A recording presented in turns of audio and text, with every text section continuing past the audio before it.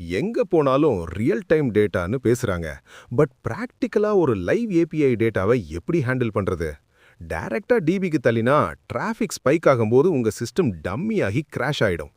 அதனால தான் மிடில்ல ஒரு பிக் பிரதரை உட்கார வைக்கிறோம். அதுதான் காஃப்கா. Flow simple.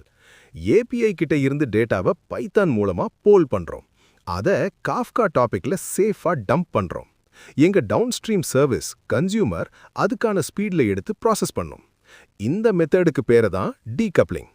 ஏபிஐ செத்து போனாலும் உங்க டேட்டாபேஸ் சேஃபா இருக்கும். இப்போ கோட பாருங்க. இந்த API to Kafka producer dot py தான் ஏபிஐ டோரை தட்டி டேட்டாவை எடுத்துட்டு வரும். Logic break down. Requests API கிட்ட இருந்து டேட்டாவை ஃபெச் பண்ண ஹெல்ப் பண்ணும். காஃப்கா ப்ரொடியூசர் காஃப்கா சர்வர் கூட கம்யூனிகேட் பண்ண நம்ம யூஸ் பண்ற லைப்ரரி. வேல்யூ சீரியலைசர் காஃப்காக்கு இங்கிலீஷ் புரியாது, பைட்ஸ் மட்டும்தான் புரியும். ஸோ ஜேசானை UTF-8 பைட்ஸா மாத்துறோம். வைல் ட்ரூ இதுதான் ஸ்ட்ரீமிங். இன்ஃபினிட் லூப்ல ஏபிஐயை செக் பண்ணிட்டே இருப்போம். சரி, ப்ரொடியூசர் அனுப்பிட்டாரு. நடுவுல காஃப்காக்குள்ள டேட்டா இருக்கான்னு எப்படி செக் பண்றது? இங்க தான் நம்ம CLI-ய உள்ள கொண்டு வரோம்.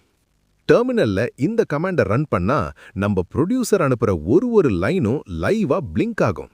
இதுதான் உங்க ரா ஜேசான் டேட்டா. இப்போ காஃப்கா டாபிக்ல டேட்டா வந்தாச்சு. அதை கன்சியூம் பண்ண Kafka consumer dot py.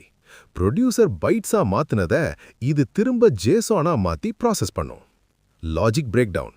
Auto offset reset is equal to latest. இது முக்கியம்.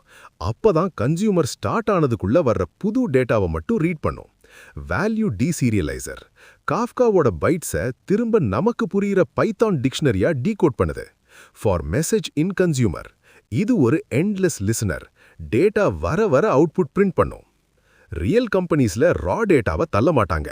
Kafka as buffer. சடனா டிராஃபிக் ஸ்பைக் வந்தா காஃப்கா அதை அப்சர்வ் பண்ணிக்கும். டீகப்ளிங் ப்ரொடியூசர் ஃபெயிலியர் ஆனா கன்சியூமருக்கு தெரியாது. கன்சியூமர் ஸ்லோ ஆனா ப்ரொடியூசருக்கு கவலை இல்லை. Kafka acts as a shock absorber. It decouples the unreliable API from our stable database.